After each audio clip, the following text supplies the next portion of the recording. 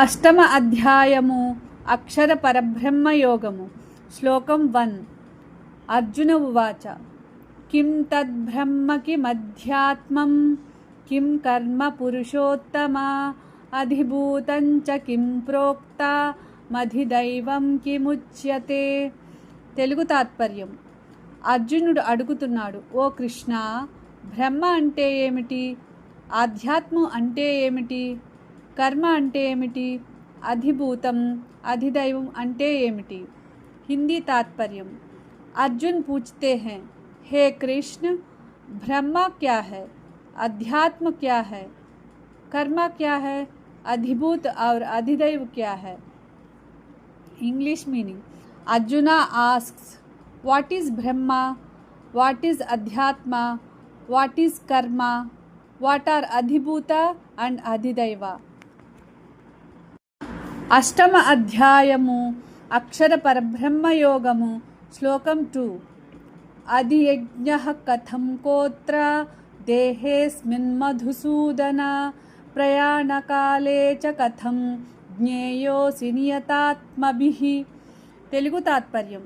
ఓ కృష్ణ, ఈ శరీరంలో అధియజ్ఞుడు ఎవరు?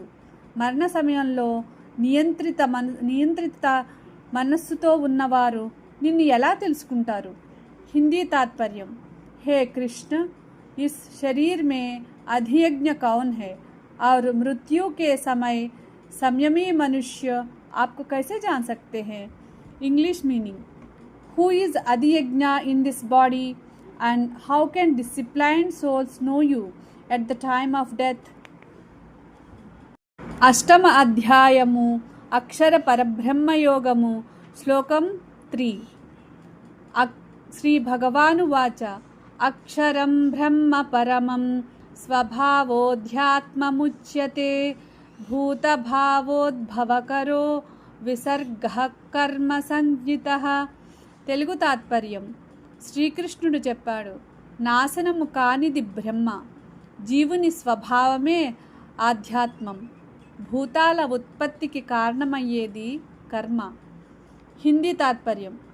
श्री कृष्णा कहते हैं, जो नाश रहित है वह ब्रह्म है, जीव का स्वभाव अध्यात्म है, प्राणियों की उत्पत्ति का कारण कर्म है. English meaning. Krishna says, the imperishable is Brahma, one's nature is Adhyatma, action that causes creation is karma.